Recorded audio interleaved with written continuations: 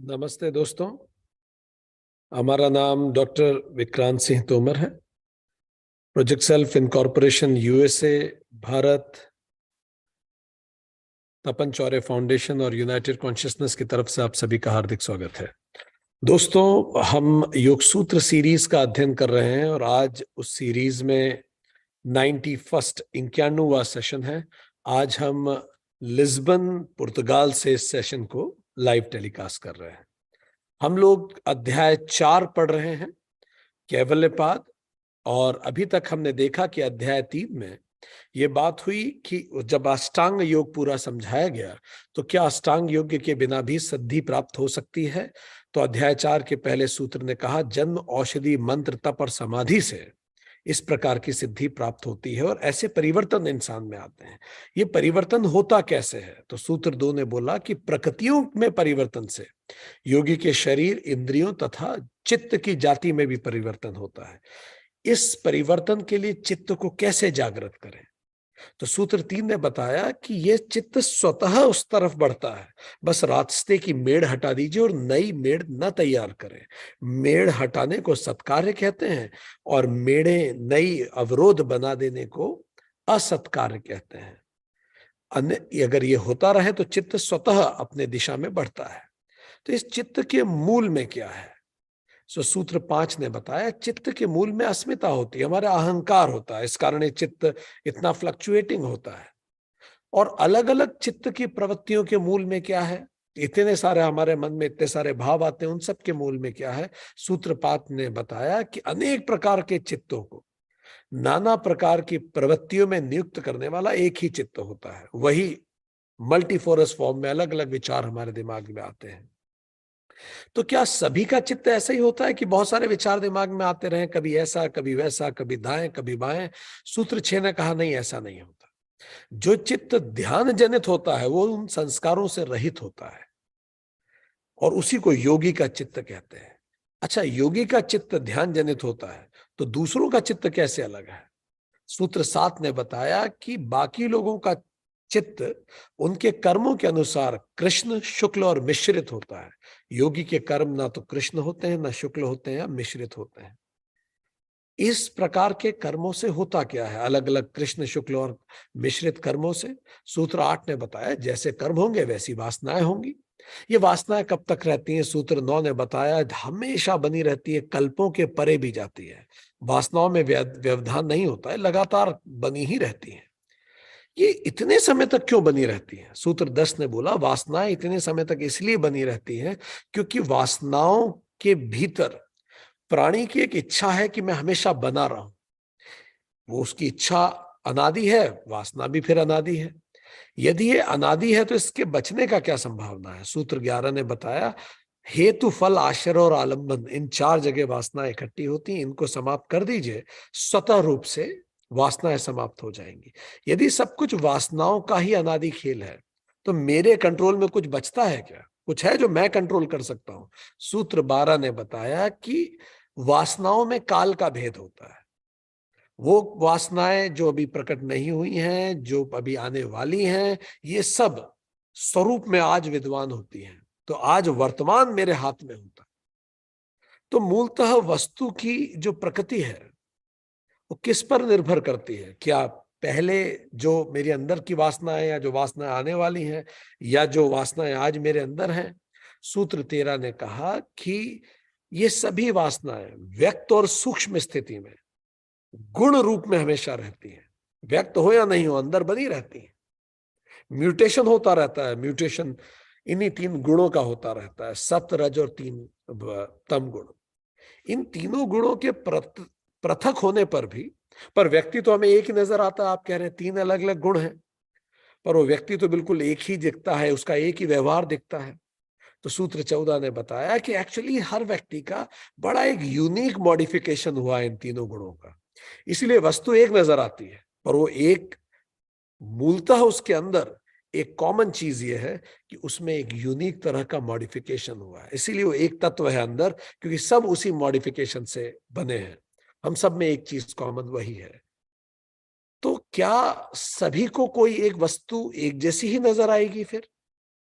तो सूत्र 15 ने बताया नहीं, वस्तु होती एक जैसी है पर नजर एक जैसी नहीं आती। क्यों नहीं आती? क्योंकि सूत्र 15 ने बताया कि चित्त सबके अलग अलग होते हैं, सबका बिल्कुल अलग म्यूटेशन हुआ है, सबकी अनुभूतियां अलग होती हैं।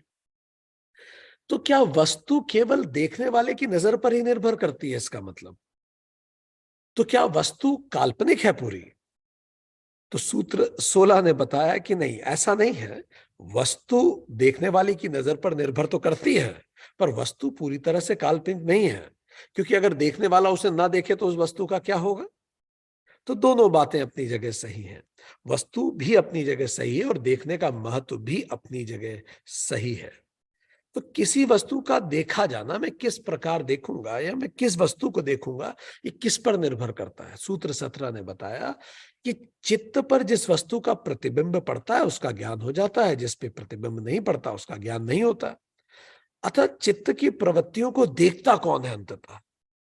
सूत्र 18 ने बताया, जो हमने पिछले अध्याय में पढ़ा, पिछले सेशन में, चित्त का स्वामी चित्त की सारी वृत्तियों को देखता है, क्योंकि वो अपरिवर्तनशील है। क्या चित्त बिना स्वामी के कार्य नहीं कर सकता? क्या स्वामी की क्या जरूरत है, पुरुष की क्या जरूरत है? तो सूत्र 19 ने बताया ऐसा नहीं हो सकता ना। सूत्र 19 ने बताया कि उस आत्मा के बिना, उस पुरुष के बिना तो सब कुछ शव है।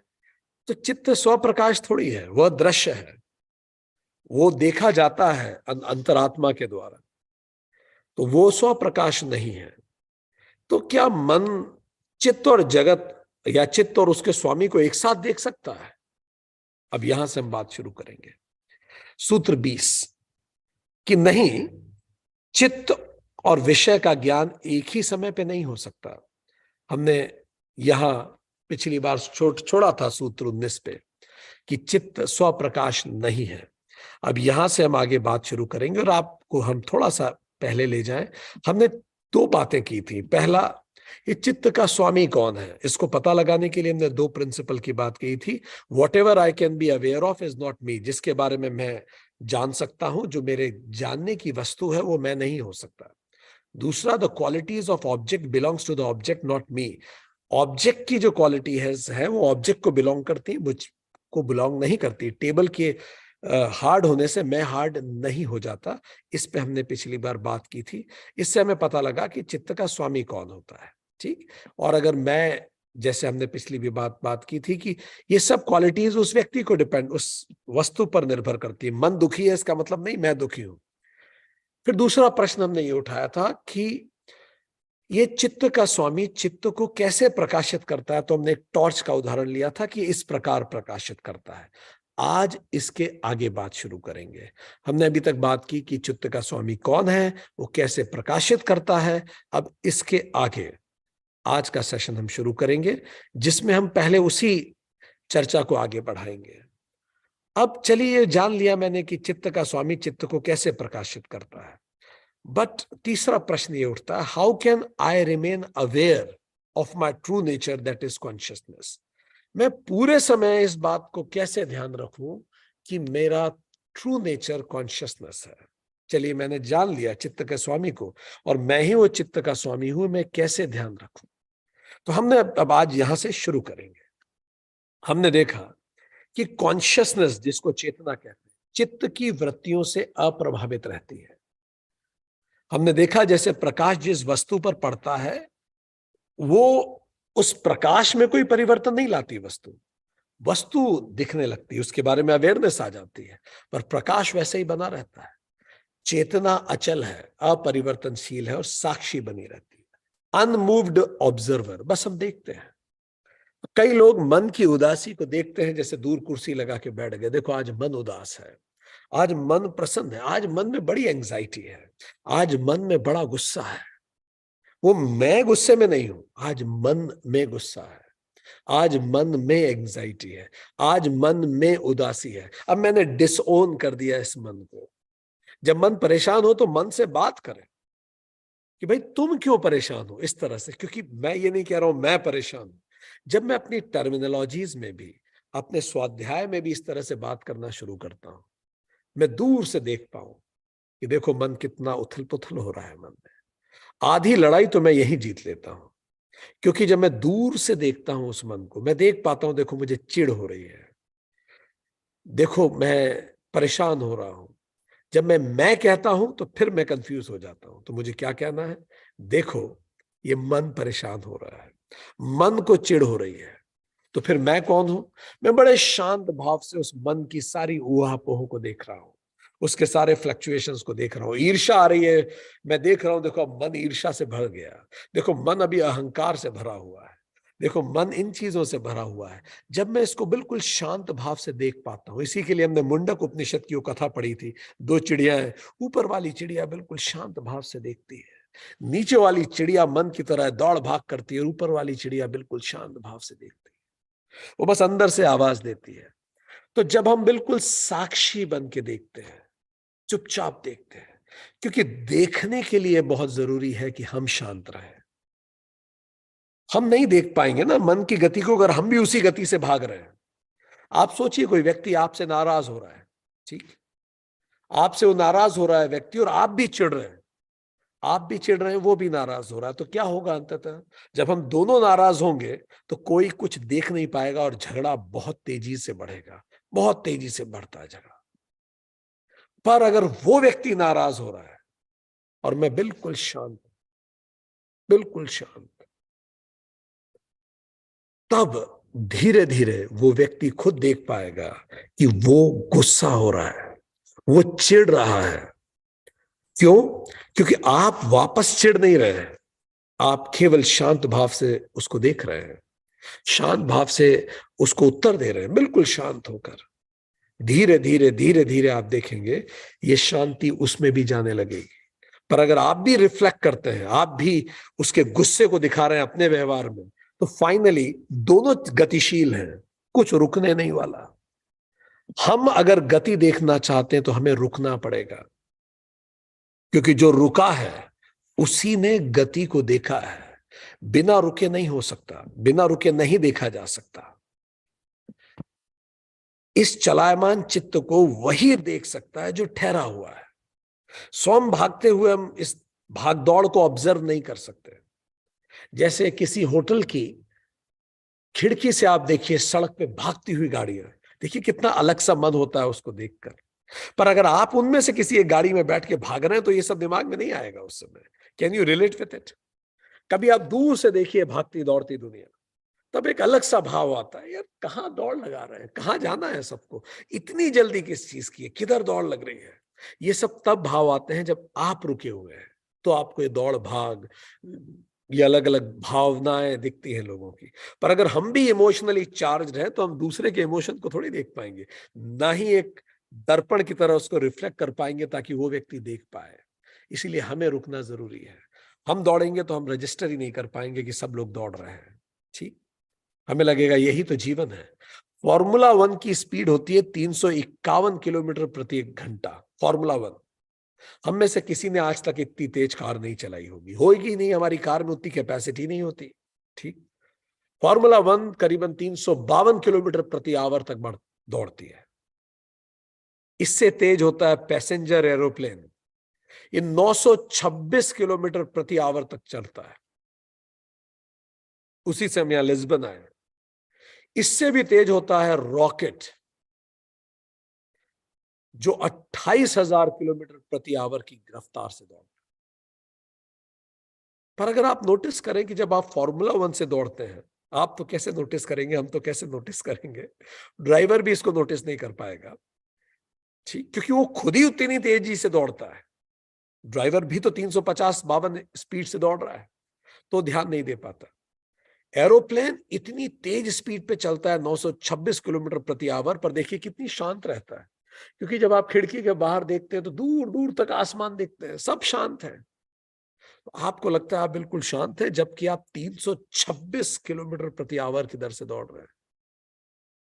रॉकेट 28,000 किलोमीटर प्रति आवर की दर से उड़ता है। पर आपको जानकारी हो, आप अच्छे से जानते हैं, अभी आप ये जो क्लास बैठ के भारत में अटेंड कर रहे हैं और यहां हम पुर्तगाल से क्लास ले रहे हैं, इस दौरान क्लास अटेंड करते हुए और क्लास लेते हुए हम सब 1,07,000 किलोमीटर प्रति आवर से घूम रहे हैं। अर्थ की रिवॉल्यूशन स्पीड इतनी ज्यादा है, इस कदर से, इस स्पीड से हम घूम रहे हैं, आप भी हम भी, पर हमें पता क्यों नहीं पड़ रहा है? हमें पता इसीलिए नहीं पड़ रहा है क्योंकि धरती के साथ हम भी घूमते जा रहे हैं। अगर हम रुक जाएं तो हमें गति दिखेगी, पर हम घूमते रहेंगे तो हमें पता ही नहीं पड़ेगा। इस समय हम सब घूम रहे हैं 1,00,000 किलोमीटर प्रति आवर की रफ्तार से, पर क्या पता लगता है? ऐसे ही जिंदगी के साथ होता है, हम दौड़ भाग रहे हैं पर हमें पता नहीं लगता। So if we can notice the movement of mind, it means you are an unmoved observer. तो अगर मन की गतियों को देखना है तो आपको रुकना पड़ेगा।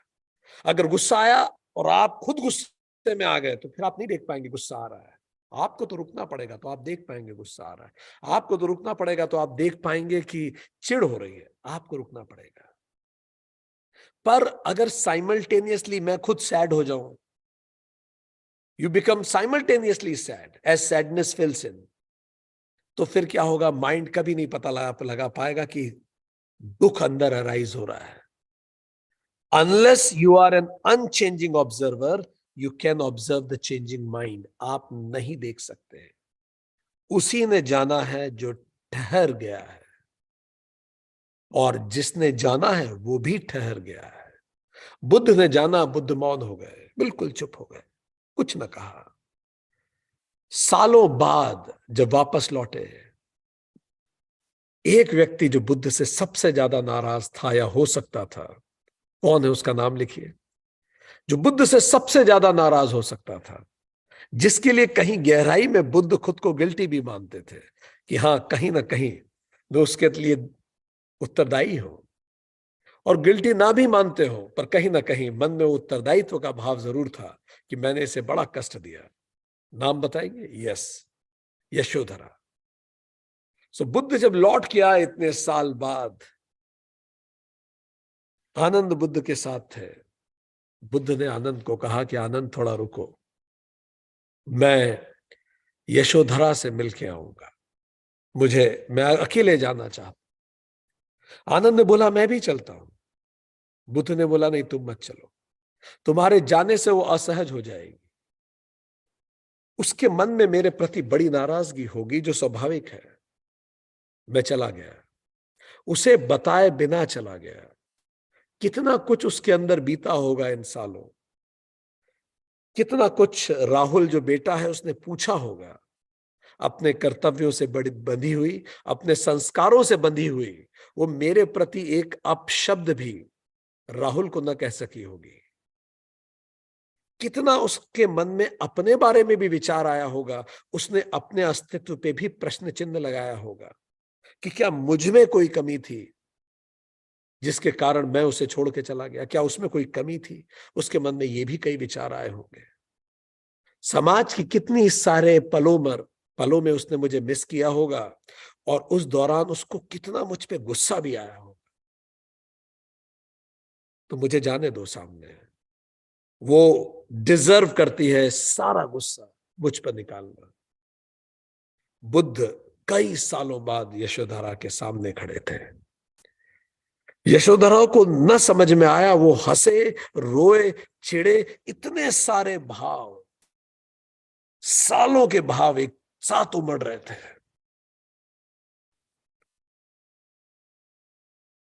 कुछ न कह सकी यशोधरा।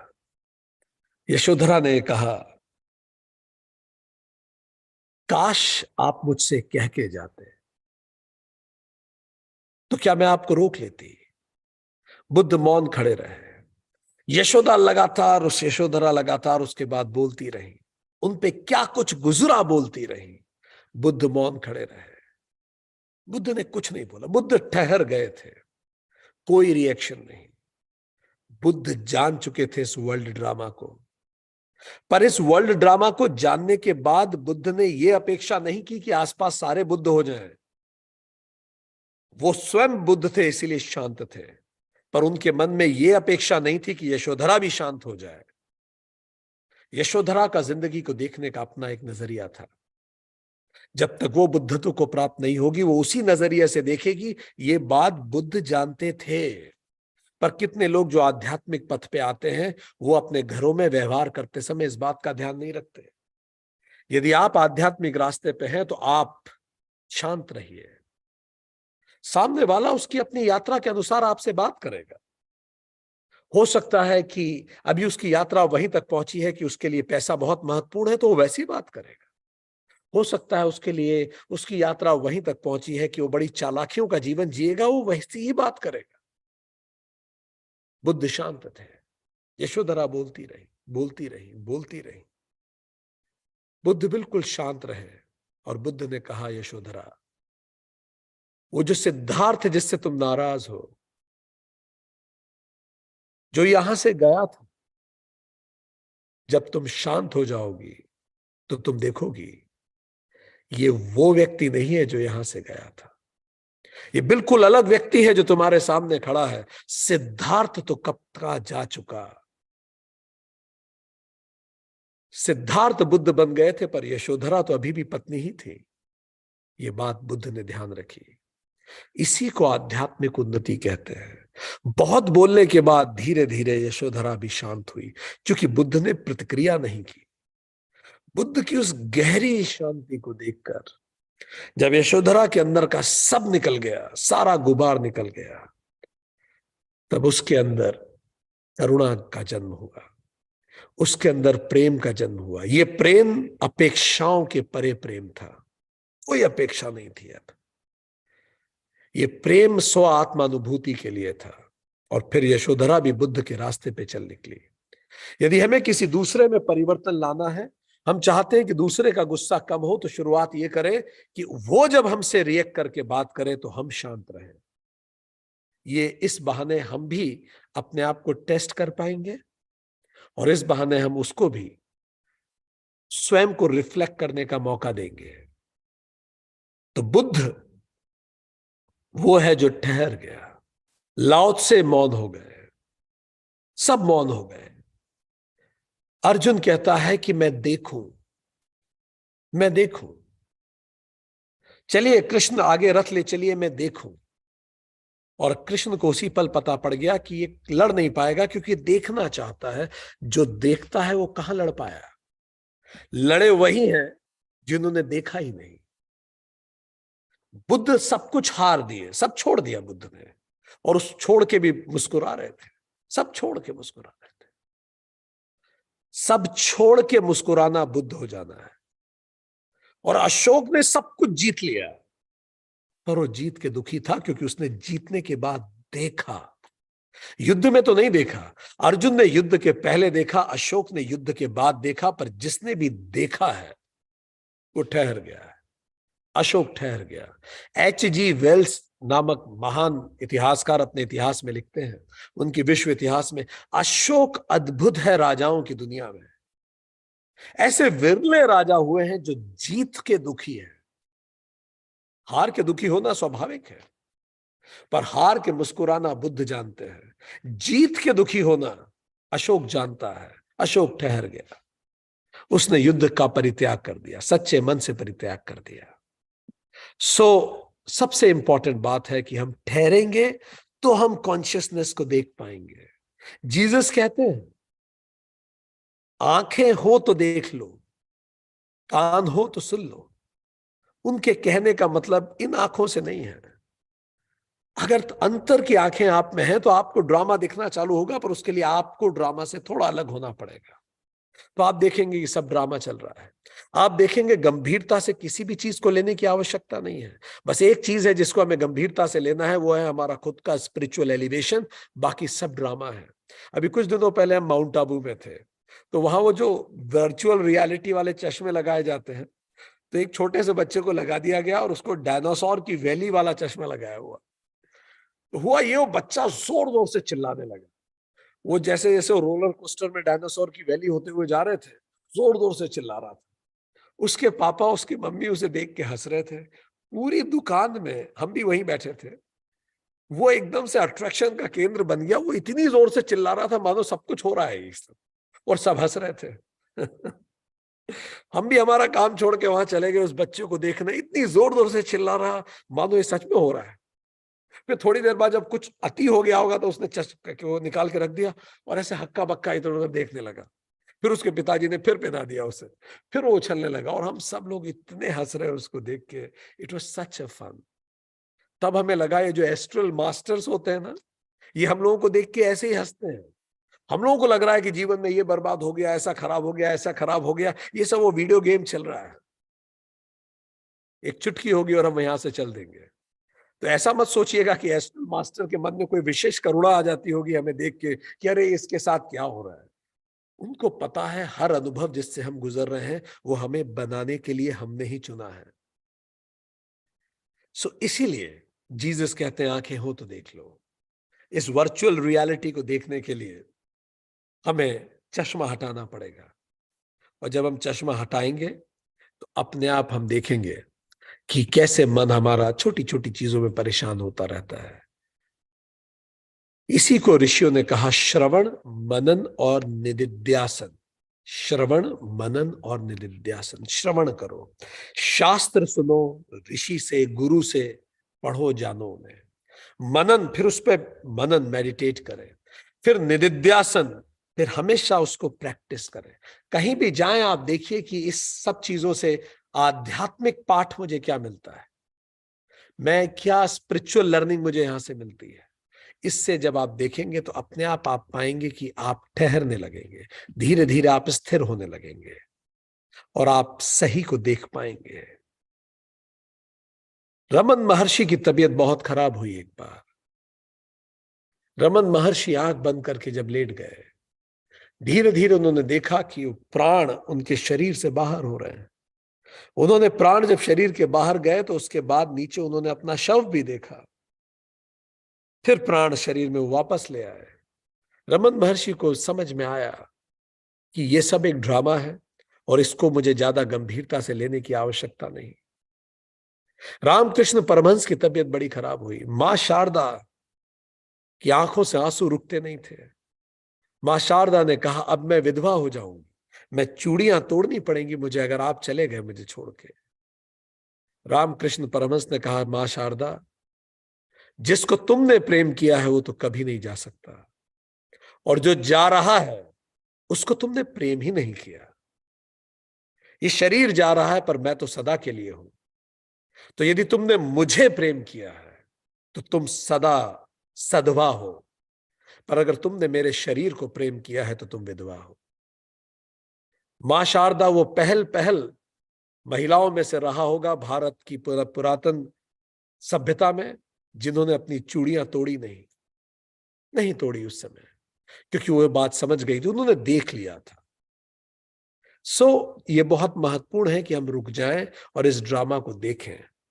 कैसे इसको करें? कुछ लेसन्स ऑफ लाइफ। पहला, अगली बार जब गुस्सा आए तो थोड़ा ठहर जाएं, उससे साक्षी बने और मौन हो जाए। करके देखिए। अगली बार जब गुस्सा आए तो इससे पहले आप कुछ बोलें, थोड़ा ठहर जाइए, देखिए थोड़े दूर से कि कैसा मुझे गुस्सा आ रहा है और मौन हो जाइए। पहला तरीका। दूसरा, ज्ञानी झुकता है। बुद्ध ज्ञानी थे, वो झुके। आप कितना झुकते हैं इससे आपका ज्ञान का पता लगता है।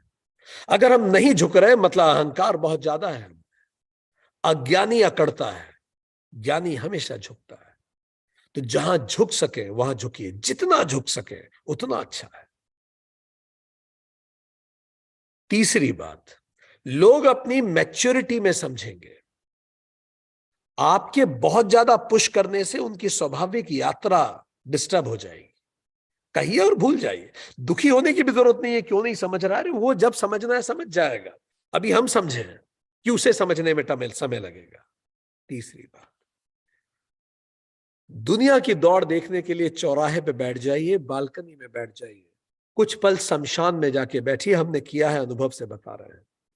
शमशान में किसी व्यक्ति जिसको आप जानते हैं उसकी मृत्यु हो तब ना जाएं, ऐसे ही जाइए, शांति से बैठिए। शमशान बहुत कुछ सिखाएगा जो विद्यालय कभी नहीं सिखा पाएंगे। हार के मुस्कुराना शुरू कीजिए। जो हार के मुस्कुराता है यही समर्पण है कि शायद विधाता तेरी यही मर्जी थी, जो हम कर सकते थे किया, अब नहीं हो पाया तो तेरी इच्छा। हार के मुस्कुराना समर्पण है, तथाता है। और जीत के बाद विनम्र रहना, यही आध्यात्म है, क्योंकि हम जानते हैं जीत मेरी नहीं है, ये परमात्मा चाहता था, ये हो गई। तो इन सब चीजों को अपने मन में लाइए। हार के बाद मुस्कुराना, जीत के बाद विनम्र रहना, जहां तक झुक सके वहां झुकना, ये सब चीजें आप देखेंगे कि स्वतः हमारे व्यवहार को निर्मल करेंगी। एक छोटी सी एक्सरसाइज हम करेंगे अभी। हम आपको रुकने का तरीका आपको बताते हैं। तो होगा ये कि अभी हम ओम चांटिंग करेंगे, और 2 बार जब 2 मंत्रों के बीच में हम ओम बोलेंगे, मां के बाद कुछ पल के लिए साइलेंस छोड़ दीजिए। उस साइलेंस में आप देखेंगे कोई विचार नहीं होगा। उस साइलेंस में आप देखेंगे कि मानो आप रुक गए हैं, सब कुछ रुक गया। सो अपने आप को तैयार कीजिए। हम एक छोटा सा मेडिटेशन करेंगे जिसमें हम साइलेंस में शांत रहना सीखेंगे, बिल्कुल साइलेंस में। एक गहरी सांस अंदर लीजिए, सांस छोड़िए, एक और गहरी सांस अंदर लीजिए और सांस छोड़िए। अपने आप को स्थिर कीजिए, शांत कीजिए। एक और गहरी सांस अंदर लीजिए, सांस छोड़िए। अब अपनी आंखें बंद कर कर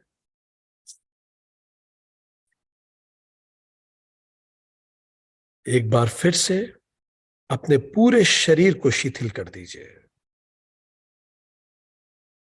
late your whole body be very comfortable, peaceful. पूरे शरीर को शिथिल कर दीजिए।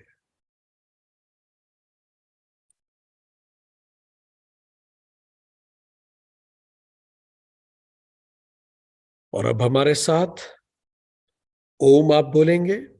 जब आप मां बोलेंगे, मां के बाद कुछ पल के लिए साइलेंस छोड़ दीजिए।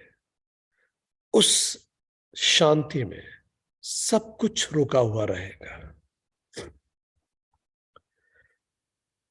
ओ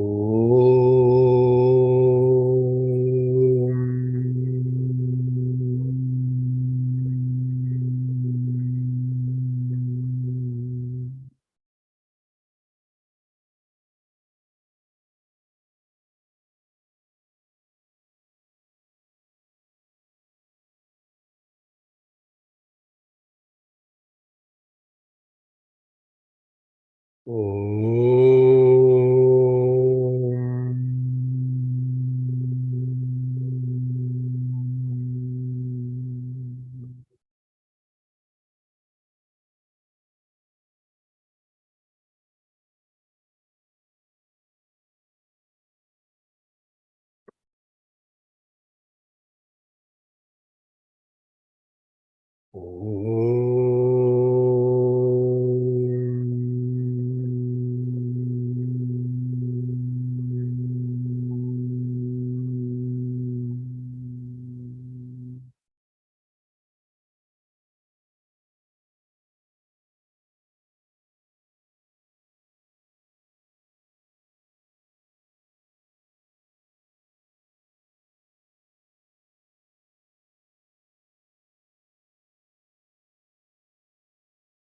इसी तरह जब आप मां बोले तो पेट को अंदर से कूट लीजिए, पूरा अंदर। और अगली सांस मत लीजिए। जब तक रोक सके सांस को रोक के रखिए। उस शून्य में सब कुछ ठहर जाएगा, सब कुछ। वो तीनों अवस्थाओं से परे शून्य है। जागृत, स्वप्न, सुसुप्ति के परे का शून्य है।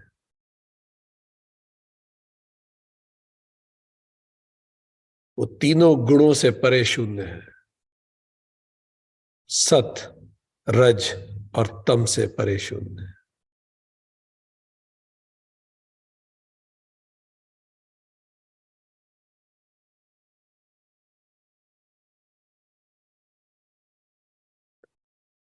इस शून्य में विचार शून्य होकर रुकना ही ठहर जाना है। आगे से जब भी आप ऐसी स्थिति में आए कि आपको महसूस हो आसपास या सामने वाले व्यक्ति बहुत ज्यादा उत्तेजित हैं, अपने आप को इस शून्य अवस्था में लाइए। गहरी सांस लीजिए। सांस को छोड़ते समय पेट को अंदर पिचकाइए और सांस रोक दीजिए। आप जैसे ही सांस रोकेंगे आप ठहर जाएंगे। कोई क्रोध, कोई आक्रोश, कोई अहंकार आपको छू ना सकेगा। सांसों के साथ मन भी ठहर जाता है, मन भी रुक जाता है, मन भी उद्वेलित नहीं होता। एक बार हम फिर से करेंगे। गहरी सांस लेंगे और फिर हम ओम बोलेंगे।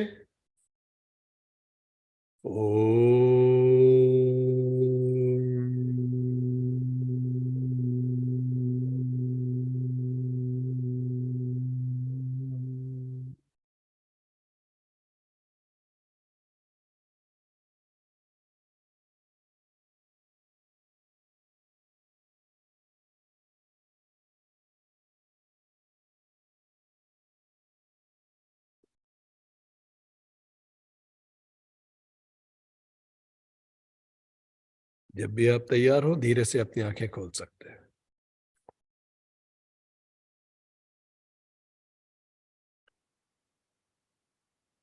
इसका उपयोग कीजिए जब भी आप देखें आपके आसपास कोई व्यक्ति, कोई ऐसी स्थिति हो रही है जो बहुत ज्यादा उत्तेजना से भरी है। अपने आप को रोकने के लिए, चेतना तक जाने के लिए गहरी सांस लें। सांस छोड़ने के बाद अपने अगली सांस को रोक दीजिए। आप देखेंगे उस अवस्था में आप शांत होंगे। जितनी देर तक रोक सकते हैं रोकिए। इसको प्रैक्टिस करके धीरे धीरे और बढ़ाया जा सकता है। धीरे धीरे आपका स्वभाव हो जाएगा। तो हमने देखा कि सूत्र 19 ने बताया कि चेतना जागृति है और चित्त स्वजागृत नहीं है। अब सूत्र 20 की तरफ चलते हैं। सूत्र 20 हमने पहले भी पढ़ा था। सूत्र 20 ने कहा कि आप जगत और चेतना को एक साथ नहीं देख सकते। यह बड़ी खूबसूरत बात है। जिसे ब्रह्म दिखता है उसे जगत नहीं दिखता, और जिस पल जगत दिखता है उस पल ब्रह्म नहीं दिखता। एक साथ इन दोनों को नहीं देखा जा सकता। जब मृत्यु की स्मृति नहीं रहती तब अहंकार रहता है, और जब अहंकार रहता है उस पल हम मृत्यु को भूल बैठते हैं। हम इन दोनों को एक साथ किसी भी स्थिति में नहीं देख सकते। एक छोटी सी एक्टिविटी करते हैं, शायद ये आपको और स्पष्ट होगा कि क्या मतलब है जब महर्षि पतंजलि कह रहे हैं आप जगत और ईश्वर को एक साथ नहीं देख सकते। दोनों में से एक ही दिखेगा, आप एक साथ दोनों को नहीं देख पाएंगे। तो हम आपको सामने कुछ दिखा रहे हैं, आप हमें बताइएगा आपको क्या दिखता है। अगर आप हमारी स्क्रीन देख सकते हैं तो हमें बताइए कि आपको क्या दिखता है, क्या बना हुआ है आपकी स्क्रीन पे। लिखिए चैट बॉक्स में क्या लगता है।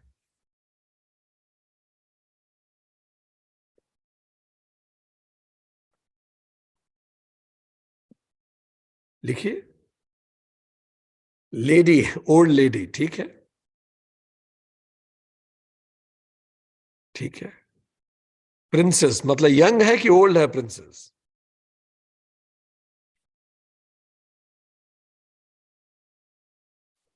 Okay, young princess, boy.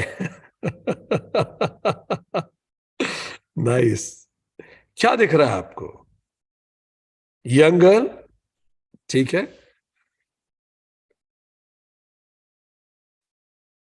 Now young lady, ठीक है। ठीक है। कितने लोगों को यंग लेडी दिख रही है और कितने लोगों को ओल्ड दिख रही है? लिखे ओल्ड कितने लोगों को दिख रही है?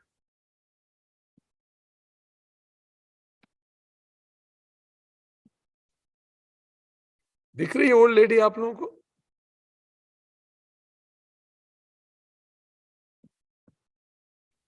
ठीक है,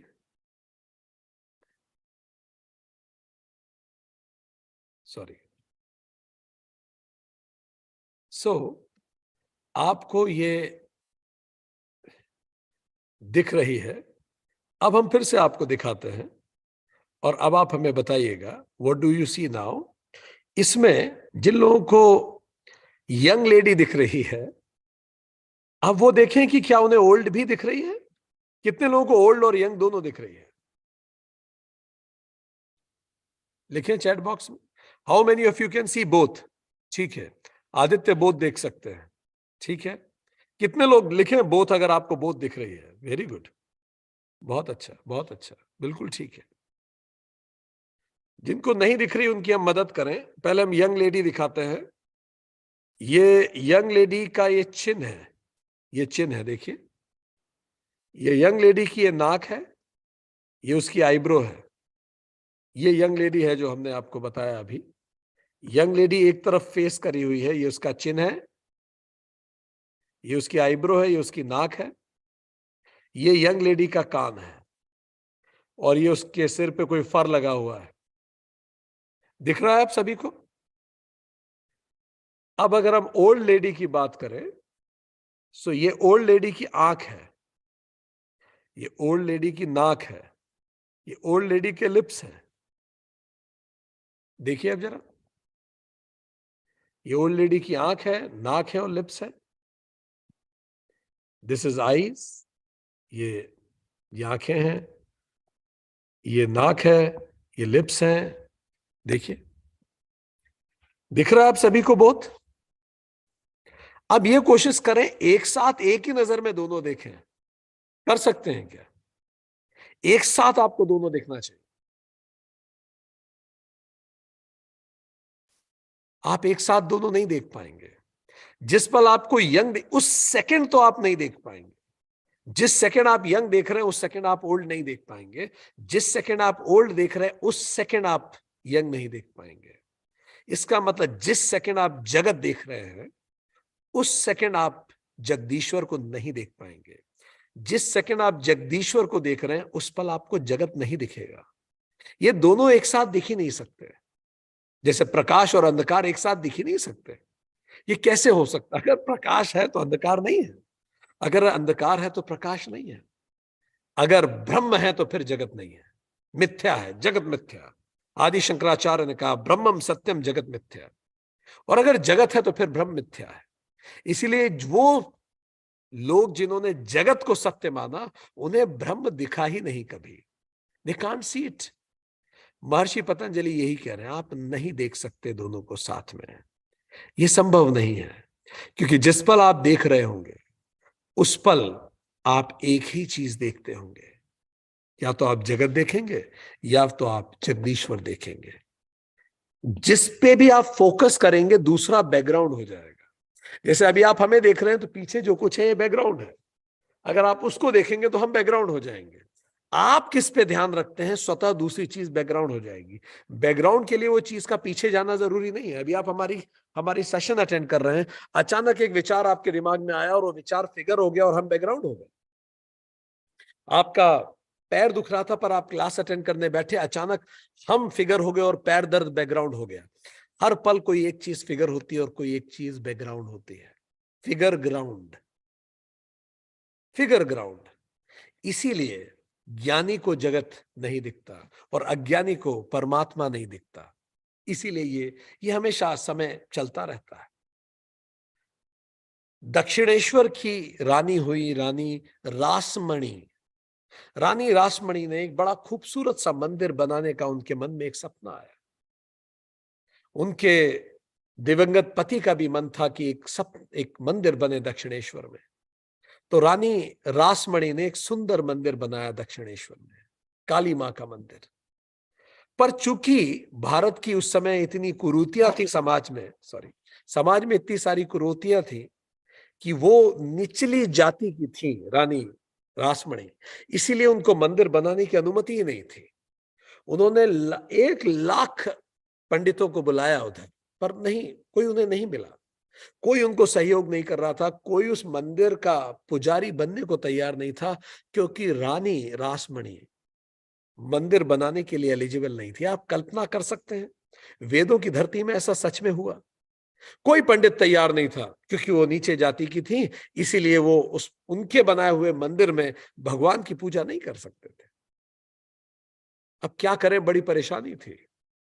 ऐसी परेशानी में जिसको जगत दिख रहा है उसे जगदीश्वर कैसे दिखेगा ना। अब ढूंढ हुई कि ऐसा कोई ब्राह्मण मिल जाए, ऐसा कोई ब्राह्मण मिले जो उनके बनाए हुए मंदिर का पुजारी बनने को तैयार हो जाए। और वो ब्राह्मण कौन मिला, आप अच्छे से जानते हैं। वो ब्राह्मण मिला गदाधर। गदाधर ब्राह्मण था, पर बिल्कुल ज्यादा पढ़ा लिखा नहीं था। बहुत ज्यादा शास्त्रों के बारे में उसने औपचारिक शिक्षा भी नहीं ली थी, उसको रिचुअल्स भी बहुत ज्यादा नहीं आते थे। पर चलिए, रानी रासमणी भी क्या करते हैं, फाइनली एक ब्राह्मण तो मिला, उसको इंचार्ज बना दिया गया मंदिर का, और मंदिर में पुजारी बन गया। यही गदाधर बाद में जाके रामकृष्ण परमहंस के रूप में विख्यात हुए। क्योंकि इन्हें जब ये मंदिर में गए तो इन्हें जगत कहां दिखता था, इन्हें तो केवल जगदीश्वर दिखता था हर जगह। इनके पूजा करने का तरीका भी अलग था। कभी खाना खा के पूजा करते थे, कभी बिना खाना खाए पूजा करते थे, कभी नहा के पूजा करते थे देवी की, कभी बिना नहाए पहुंच जाते थे। कभी दिन दिन भर सत्संग चलेगा, दिन दिन भर माँ की पूजा चलेगी, कभी दिन दिन भर पूजा होगी ही नहीं माँ की। कभी मंदिर में ही सो जाएंगे जाके, कभी मंदिर जाएंगे ही नहीं। इस कदर अनुशासनहीनता बाकियों को बिल्कुल रास नहीं आ रही थी। पर रामकृष्ण परमहंस को तो हर तरफ जगदीश्वर ही दिखता था। कभी कभी तो ऐसा भी हुआ कि प्रसाद मां को देने की जगह, मां को चढ़ाने की जगह पहले खुद खा लिया और बचा हुआ मां को चढ़ा दिया। अब तो घोर आपत्ति होने लगी बाकियों को, ये क्या चल रहा है। आप थोड़ी खा के भगवान को प्रसाद देंगे, भगवान लेंगे फिर आपको प्रसाद देंगे। पर रामकृष्ण परमहंस जो करें सो सही था। बड़ी आपत्ति लेनी चालू की। रानी ने भी बुलाया रासमणी ने कि आप ये क्या करते हैं, आपको दिखता नहीं, जगत में सब लोग हंसी उड़ाते हैं। रामकृष्ण परमहंस ने रानी रासमणी को कहा, हे रानी, जगत तो मुझे उसी दिन से दिखना बंद हो गया जिस दिन से मैंने जगदीश्वर को देखा। अगर मुझे अभी जगत दिखता होता तो शायद मैं जगदीश्वर को देख ही नहीं पाता।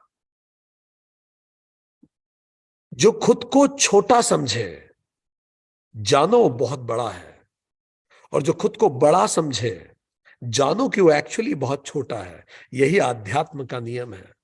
रामकृष्ण परमहंस खुद को बड़ा छोटा समझते थे, कुछ भी नहीं है, उनसे बड़ा ज्ञानी कोई नहीं हुआ। समाज रानी रासमणी को छोटा समझता और खुद को बड़ा समझता था। जो खुद को बड़ा समझता था उससे छोटा कोई नहीं। तो आध्यात्म का तो नियम ही बिल्कुल अलग है। आप अगर समाज दिख रहा है आपको, उस पल तो आप परमात्मा को नहीं ही देख पाएंगे। इसीलिए महर्षि पतंजलि कहते हैं, अगर आप मैट्रिक्स मूवी आपने देखी हो, तो मैट्रिक्स मूवी में जब उस व्यक्ति को रियलाइज होता है कि ये सारा एक गेम है, एक ड्रामा है, उस पल के बाद से उसका सब कुछ बदल जाता है, क्योंकि वो सब तरफ वही मैट्रिक्स देखना चालू करता है, वो हीरो। इस तरह से महर्षि पतंजलि कह रहे हैं कि जगत और ईश्वर आप एक साथ नहीं देख सकते। यही मीरा के साथ हुआ। मीरा ने जिस पल कृष्ण को देखा उस पल फिर जगत बेमानी हो गया। उस पल हर जगह उन्हें ईश्वर ही दिखता था, हर व्यक्ति में ईश्वर भी दिखता था। कोई उन्हें अपशब्द भी कह रहा है तो भी उन्हें क्रोध नहीं आता था कि आज यही ईश्वर का अंग ये भी है, पर अब इसकी मैच्योरिटी बहुत कम है। पर इसका मतलब यह नहीं है कि अगर आप कहीं अधिकारी है और सामने वाला कानून तोड़ रहा है तो आप उसे सजा न दें। इसका मतलब बिल्कुल ये नहीं है। उसका मतलब यह है कि आपको उसमें भी ईश्वर दिख रहा है, पर अभी ईश्वर ढंग से मैनिफेस्ट नहीं हो पा रहा उसमें, तो थोड़ी मैं सजा दे दूं, क्योंकि ये मेरी प्रशासनिक ड्यूटी है। तो अपनी प्रशासनिक ड्यूटी को निभाते हुए उसको सजा दी जाए, ताकि उस सजा से उसमें सुधार हो और ईश्वर उसके अंदर मैनिफेस्ट हो सके। सो महर्षि पतंजलि कहते हैं जगत और ईश्वर आप एक साथ नहीं देख सकते। सूत्र 21 में एक अलग प्रश्न उठता है कि अगर जगत और ईश्वर एक साथ नहीं देख सकते, हम एक बार में एक ही देख सकते हैं, तो ऐसा हम कैसे माने कि अंदर जो देखने वाला है वो ईश्वर ही है? ऐसा नहीं हो सकता कि एक ही चित्त दूसरे चित्त को देख रहा हो। कई ऐसे संप्रदाय हुए जिन्होंने ईश्वर को नकार दिया। उन्होंने कहा ईश्वर जैसा कुछ नहीं होता है, चित्त ही दूसरे चित्त को देखता है।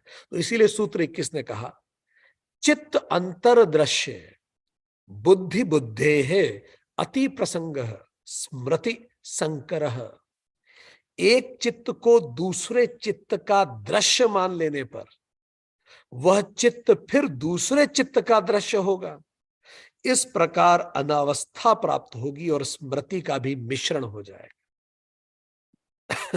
ये उन लोगों का खंडन किया है महर्षि पतंजलि ने, जो ये मानते हैं कि अंदर कोई ब्रह्म नहीं है। हम ब्रह्म नहीं है, बस चित्त ही चित्त को देखता है।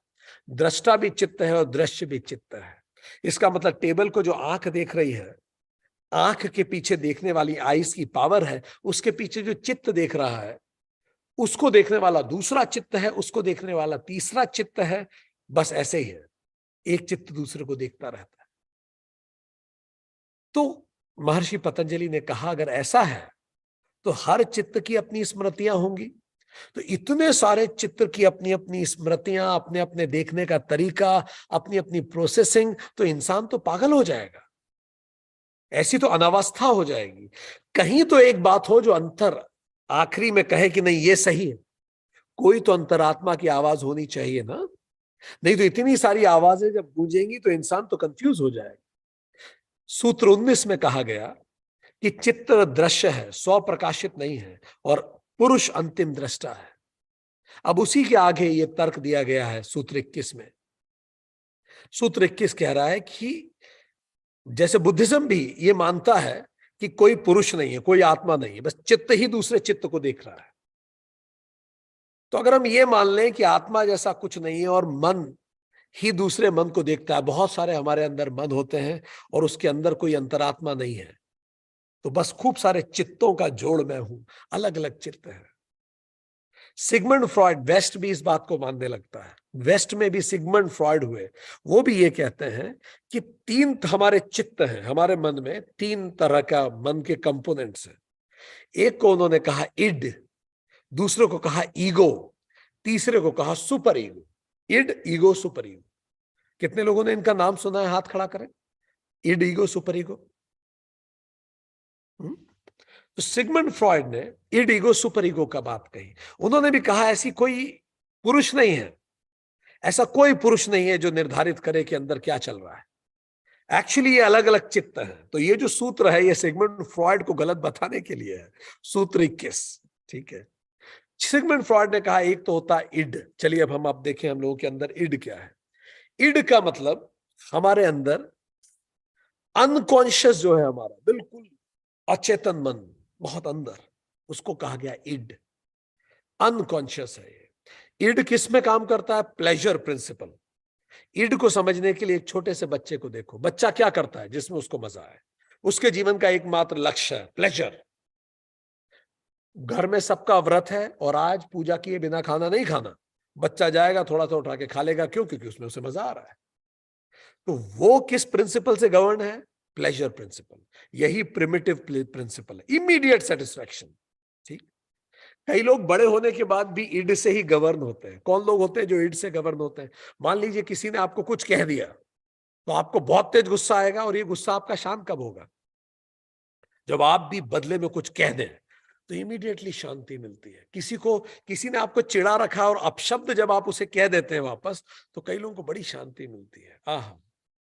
खूब अच्छा जी भर के उसे अपशब्द सुना दिए, अब मैं शांत हूं। ये किसने सुना है? ये आपका इड है, सबकॉन्शियस, जो तभी प्लेजर प्रिंसिपल, इमीडिएट सेटिस्फैक्शन।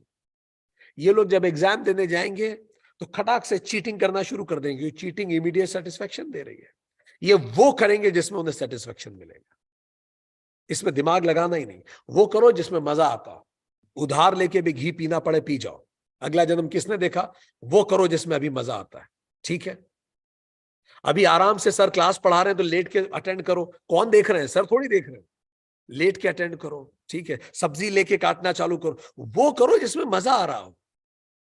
तो जिसके जीवन का एकमात्र उद्देश्य फॉर्मूला ये है, बस मुझे मजा आना चाहिए, सही गलत भाड़ में गया, जिसमें मुझे शांति में मैं वो करूंगा। ठीक, ये है इड। क्लियर है? छोटे बच्चे को आप देखो, आप उसे दिन भर घुमाओ और घुमाने के बाद शाम को उसकी माता जी के पास लेके आओ तो बच्चा तुरंत मां के पास चला जाएगा। और आप खींचने की कोशिश करोगे तो आपके गाल पे एक चांटा भी लगा देगा, क्योंकि तब तक उसे आपके साथ प्लेजर हो रहा था, मां के साथ प्लेजर, बस प्लेजर। इड, ये हमारी एनिमल इंस्टिंक्ट है। तो एक मन ये भी होता है, ठीक, उससे शादी करें जिससे मन करता है, क्योंकि हमें उससे शादी करके प्रसन्नता मिलेगी। इड का एक मात्र प्रिंसिपल है, प्लेजर प्रिंसिपल। Make sense? ठीक, आप अपने अंदर इड को देख पा रहे हैं? जब भी बहुत तेज गुस्सा आता है तो अंदर से क्या बोलता है कि बोलो इसको अभी। अंदर से जो गुस्सा निकालता है, कई बार हम बोलते हैं चुप रहो, फिर भी मुंह से निकल ही जाता है। हुआ है कई लोगों के साथ ऐसा, खुद को रोकते रोकते भी बोलना नहीं रोक पाते और बाद में लगता है अरे यार क्यों बोल दिया, ये किसने बुलवाया। सिगमंड फ्रॉइड कहते हैं ये इड बुलवा देता है। ये बचपन का प्लेजर प्रिंसिपल है, तुरंत, कोई उधार नहीं। ठीक है, दूसरा होता है, दूसरा एक और चित्त है हमारे अंदर। ठीक, दूसरा चित्त है सुपर ईगो। ये तो इड है, इड का दूसरा है super ego. Super ego moral principles है। बचपन में सबके इड होता है, फिर धीरे धीरे मम्मी पापा सिखाते हैं, वो राजा बेटा, रानी बेटी, अच्छे बच्चे बनो। अच्छा बच्चा कौन होता है? जो नमस्ते अंकल, नमस्ते, गुस्सा नहीं करता, शांत रहता है, बड़ों की बात मानता है। क्या क्या राजा बेटा करता है? आप सबके घरों में अलग अलग राजा बेटा की डेफिनेशन है। यह है सोशलाइजेशन, लर्न फ्रॉम अदर्स। माता पिता से जो हमने वैल्यू सीखी, आदर्श आइडियल सेल्फ हमें कैसा होना चाहिए, ये 3 से 5 साल की उम्र में डेवलप होना चालू होता है। घरों में हम कहना चालू करते हैं अच्छा बच्चे बनो। हम सब आज तक अच्छा बच्चा बनना चाहते हैं। सो कई बार ये जो लोग, जिन लोगों के अंदर सुपर ईगो डोमिनेटिंग होता है, वो हर चीज में मॉरलिटी प्रिंसिपल पे काम करते हैं। लाइक फॉर एग्जाम्पल, उनका झगड़ा हो गया किसी से चौराहे पे, तो इड कहेगा 2 घूंसे मार, सुपर ईगो कहेगा नहीं, लड़ाई अच्छी बात नहीं है। ये एग्जाम देने गए तो इड कहेगा तुरंत देख ले, देख पास में लिख रहा है, तुझे आंसर नहीं आता तो देख ले, वो लिख तो रहा है। सुपर ईगो कहेगा नहीं, चीटिंग अच्छी बात नहीं है। इड कहेगा सर की क्लास चल रही है, लेट के अटेंड कर। सुपर ईगो कहेगा नहीं, ऐसी बात नहीं, क्लास को ढंग से अटेंड करना चाहिए। गुड बैड राइट रॉन्ग, ये 24, ये चित्त वो बातें करता है। ठीक, मॉरलिटी प्रिंसिपल। पर अगर यही दो आपस में लड़ते रहेंगे, यही तो अर्जुन के साथ हो रहा था।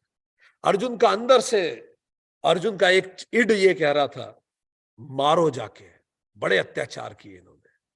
सुपर ईगो कह रहा था गुरु को मारेगा, पितामह को मारेगा, क्या मतलब है ऐसे राज्य का।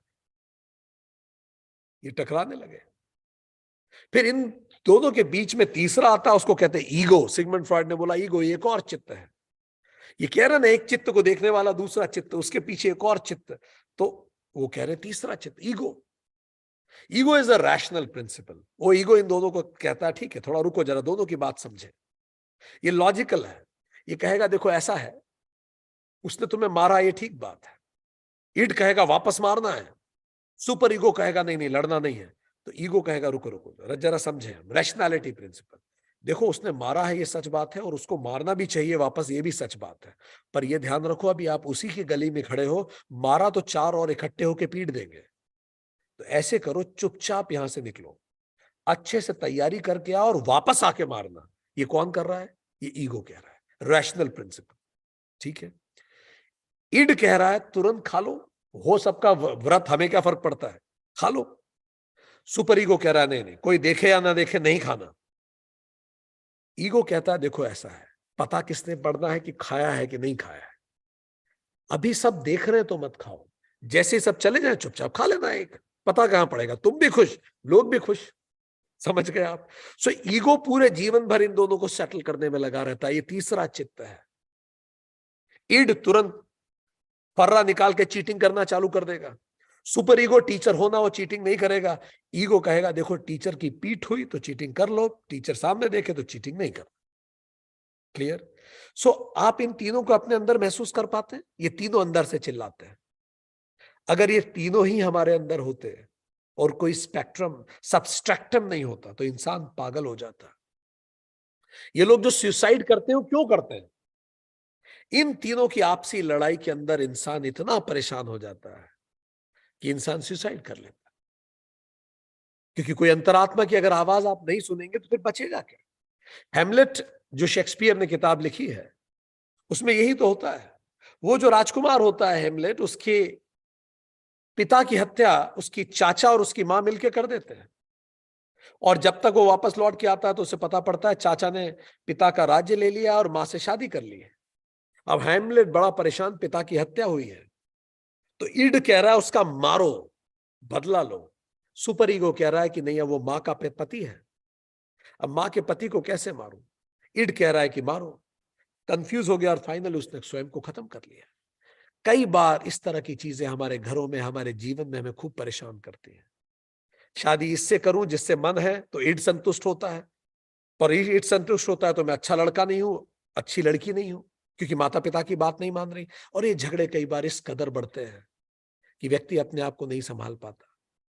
हर चित्त की अपनी मेमोरीज हैं, अपने कारण हैं, अपने तर्क हैं। महाभारत में जैसे सबके अलग अलग बिगुल बजते हैं, ऐसे इतनी सारी आवाजें अंदर इकट्ठी होती हैं कि फिर इंसान पागल हो जाता है। पर इसके पीछे महर्षि पतंजलि कहती है एक अंतरात्मा की आवाज होती है। एक अंतरात्मा की आवाज होती है, द वॉइस ऑफ कॉन्शियंस, जो इन सभी चित्त के पीछे होती है, सभी तर्कों के परे होती है, सभी इच्छाओं के परे होती है, सभी नियम कायदों के परे होती है। क्योंकि सुपर ईगो तो समाज से प्रभावित होता है। कई ऐसे समाज हैं जहां अगर आप भाग के शादी करते हैं तो बिल्कुल सही है, कई ऐसे समाज है वो बिल्कुल गलत है। अब आप इस समाज में बड़े हुए तो आप, अगर आपने भाग के शादी कर ली चुपचाप, वहां तो भागना मतलब प्रैक्टिकली ही भागते हो, ठीक है। अगर आपने भाग के शादी कर ली तो बहुत गलत है, आपके मन पे एक गिल्ट रहेगा। तो इसीलिए तीनों तो, सुपर ईगो तो सामाजिक है। इस समय के समाज में कुछ सही था, अगले समय के समाज में कुछ और सही हो गया। एक जमाने में सती प्रथा सही थी, एक जमाने में गलत हो गई, बहुत अलग अलग बदला है। तो सुपर ईगो में माता पिता ने उन लोगों को सिखाया होगा सती होना अच्छी बात है, कहीं कुछ और है। तो सुपर ईगो तो सामाजिक हो गया। ईगो लॉजिकल है, तर्क है। इड हमारे अंदर की वासनाएं हैं। पर इन तीनों के परे एक अंतरात्मा की आवाज है। वो आवाज उस पुरुष की है जो सदियों से देती है, और इसी को सारथी कहते हैं। सारथी जो अंदर से हमें आवाज देता है। जब भी हम गलत करते हैं हमेशा अंदर से एक आवाज आती है कि तू ये मत कर, ये गलत है। इसी को महाभारत कहती है, जानामि धर्मम नच में प्रवृत्ति ही, जानामि अधर्मम नच में निवृत्ति ही।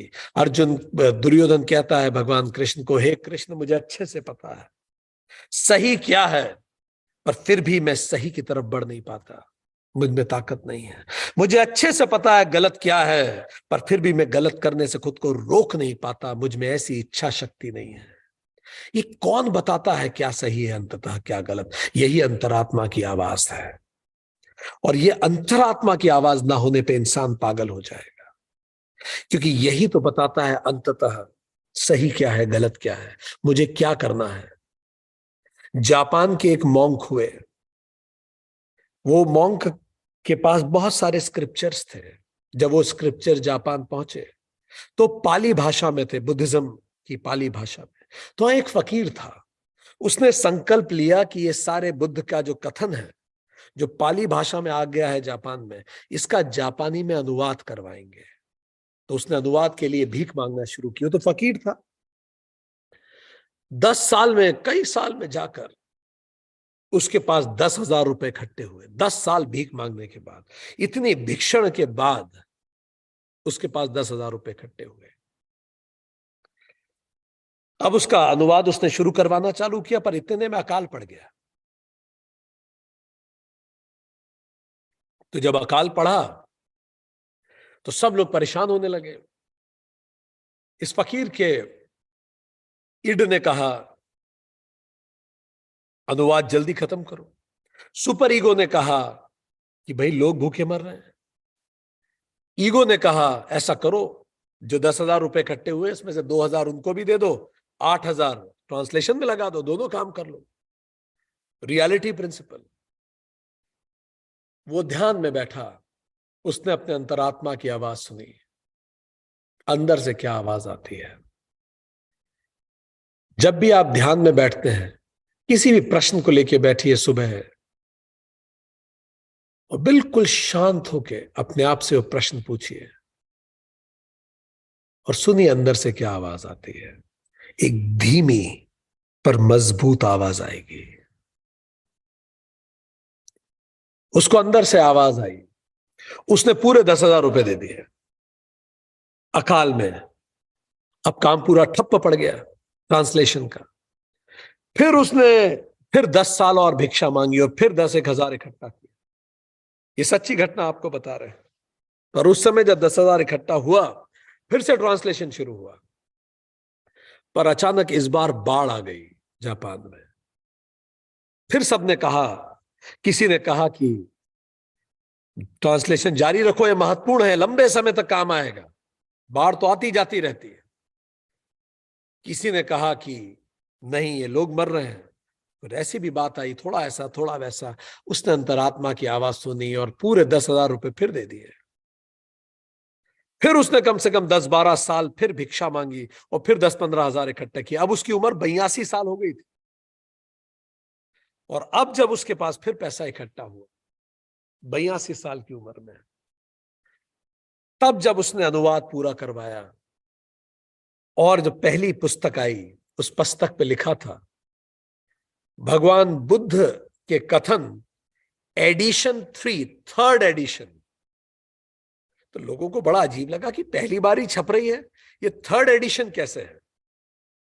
तो उस फकीर ने मुस्कुरा के बोला, इसके 2 एडिशन पहले आ चुके हैं, तुम्हें याद नहीं? वो जो हमने सारा पैसा दे दिया था अकाल पीड़ितों को, वही तो बुद्ध की वाणी थी। वो निर्गुण एडिशन था, वो सगुण एडिशन नहीं था, तुम उसे छू नहीं सकते। पर वो निर्गुण एडिशन था। जो जानते थे वो सुन गए उसको, एडिशन को। फिर जब फिर से पैसा इकट्ठे हुए थे, तब हमने बाढ़ पीड़ितों को दे दिया, वो भी तो बुद्ध की वाणी ही थी। ये दूसरा निर्गुण एडिशन था। तो 2 एडिशन इससे पहले निर्गुण हुए हैं, निराकार एडिशन आए हैं, जो बुद्ध की वाणी को जीते हुए हमने किए। ये पहली बार सगुण एडिशन आया है जिसको तुम छू सकते हो।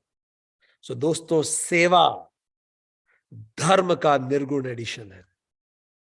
सेवा, जब हम सेवा करते हैं, so we are, dharma in action is called seva. धर्म एक्शन में आता है, उसी को सेवा कहते हैं। पर जब हम अपनी अंतरात्मा की आवाज को लगातार हटाते जाते हैं, तो जो हमारे अंदर का सारथी हट जाता है, उतर जाता है। जब सारथी चला जाता है तो बस अर्थी बचती है। हमने पहले भी कहा कि एक चीफ सेक्रेटरी ने एक स्पीच में बड़ी सुंदर बात कही। उन्होंने कहा, कुछ ऐसे लोग होते हैं जिनको शासकीय सेवाओं में आने के बाद हर साल उनकी स्पाइन का एक वर्टिब्रा टूटता जाता है। जब भी आप गलत निर्णय लेते हैं, अपनी अंतरात्मा की नहीं सुनते, स्पाइन का एक वर्टिब्रा टूटता है। और 35 साल की नौकरी के बाद स्पाइन के सारे वर्टिब्रा खत्म हो जाते हैं और व्यक्ति स्पाइनलेस हो जाता है। तो महर्षि पतंजलि यहां ये कह रहे हैं कि ये नहीं हो सकता कि एक चित्त के पीछे दूसरा ही चित्त हो। अंततः एक अंतरात्मा की आवाज होती है जो हम सबको प्रेरित करती है। क्योंकि अगर केवल चित्त ही चित्त रहे तो फिर अव्यवस्था अंदर शुरू हो जाएगी। इसलिए हम अपने अंतरात्मा की आवाज को सुने। जब भी हम परेशान हो, जब भी हमें कोई उत्तर ना मिल रहा हो, सुबह उठें, शांति से बैठें और जिस तरह का ओम का जाप हमने किया वैसा करने के बाद जो बिल्कुल स्थिरता आती है, प्रश्न पूछने के बाद उस स्थिरता में अपनी चेतना की आवाज को सुने। हम जब अपनी चेतना की आवाज को सुनते हैं तो अपने आप हमें पता लगता है कि हमारी अंतरात्मा हमें किस चीज के लिए प्रेरित कर रही है। महात्मा गांधी ने कहा, मैं जीवन भर अपनी अंतरात्मा की आवाज का स्टूडेंट रहा। उन्होंने कहा, अंतरात्मा की आवाज एक कठिन मास्टर है, क्योंकि कई बार जो हम करना चाहते हैं उसके विरुद्ध अंदर से आवाज आएगी। It's a very tough master. He said, through out my life I was a student of the voice of conscience. तो चलिए अपनी अंतरात्मा की आवाज के विद्यार्थी बने, उसको सुने। सो आज के सेशन में हमने ये पढ़ा, हमने ये जाना कि चित्त के बारे में अवेयर होने का तरीका क्या है। उसका तरीका है स्थिर हो जाए, शांत हो जाए। जब हम खुद गति करते हैं तो चलायमान खुद होकर हम चित्त को नहीं देख पाएंगे। जब हम रुकेंगे तभी हम चित्त को देख पाएंगे। सो उसके लिए जरूरी है कि हम ऑब्जर्वर बने। हमने बुद्ध नानक की बातें की, कैसे जब हम स्थिर होते हैं तो अपने आप हम देख पाते हैं कि चित्त में क्या फ्लक्चुएशन है। इसके लिए ओम चैंटिंग करें। ओम बोलने के बाद जब म से पूरा अंदर का पेट पिचका दें तो अगली सांस लेने से पहले रुक जाएं। उस जीरो में आप देखेंगे सब कुछ ठहर गया है। इस जीरो के समय को बढ़ाते चले जाएंगे। इस दौरान आप देखेंगे मन बिल्कुल शांत है, पत्थर की तरह जड़वट बैठे रहें, और आप चाहें तो कुछ प्रश्नों को लेके आए, शायद अंदर से कोई उत्तर भी मिले इस पल में। तो अगली बार जब गुस्सा आए तो थोड़ा रुक जाए, ठहरें, देखें और मौन हो जाएं। हार में मुस्कुराना समर्पण है, जीत में विनम्र रहना अध्यात्म है। ज्ञानी झुकता है और अज्ञानी अकड़ता है। हर व्यक्ति अपनी मैच्योरिटी से समझेगा, किसी को भी टू मच पुश करना उसकी स्वाभाविक यात्रा को विकृत करता है। शमशान चौराहे और बालकनी से जीवन को देखें, अलग नजर आएगा जीवन। हमने इसमें सूत्र में ये भी देखा, सूत्र 20 ने बताया कि हम जगत और ईश्वर को एक साथ नहीं देख सकते। एक पिक्चर होगा तो दूसरा बैकग्राउंड हो ही जाएगा। अगर हम जगत को देख रहे हैं तो उस पर ध्यान रखिए हम ईश्वर को भूले बैठे हैं। जब हम ईश्वर को देखते हैं तो उस पर हम जगत को भूल जाते हैं। इसी कारण जब हम मंदिर में जाते हैं, सत्संग में जाते हैं, एक अलग तरह का हमारे अंदर इंस्पिरेशन होती है, और उस पल हम इस जगत को महत्व नहीं देते हैं। और हमने आखिरी में ये देखा, सूत्र 21 ने बताया कि ऐसा नहीं है कि केवल चित्त ही चित्त है, क्योंकि चित्त ही चित्त होंगे तो इतने सारे चित्तों की अपनी अपनी याददाश्त, इतनी मेमोरीज। इसलिए कई लोग हमें कहते हैं, सर हमें हमारी पास्ट लाइफ देखनी है, तो हम उन लोगों को कहते हैं कि आप मत देखिए, क्योंकि वर्तमान जीवन की स्मृतियां हम नहीं संभाल पा रहे हैं। 4 जीवन की और स्मृतियां ले लेंगे तो परेशान हो जाएंगे। ईड, ईगो, सुपर ईगो के भी परे कॉन्शियंस है, हमारी अंतरात्मा की आवाज, उस पुरुष की आवाज जो हमें हमारे लक्ष्य की तरफ लेके जाती है। जब हम उसकी आवाज सुनते हैं तो हम अपना बेस्ट एडिशन होते हैं। सो अंतरात्मा की आवाज अंदर की एक निर्गुण आवाज है, उसको सुने। कृष्ण उसी अंतरात्मा की आवाज के प्रतीक हैं, वही हमारे सारथी हैं। Thank you very much. नमस्ते।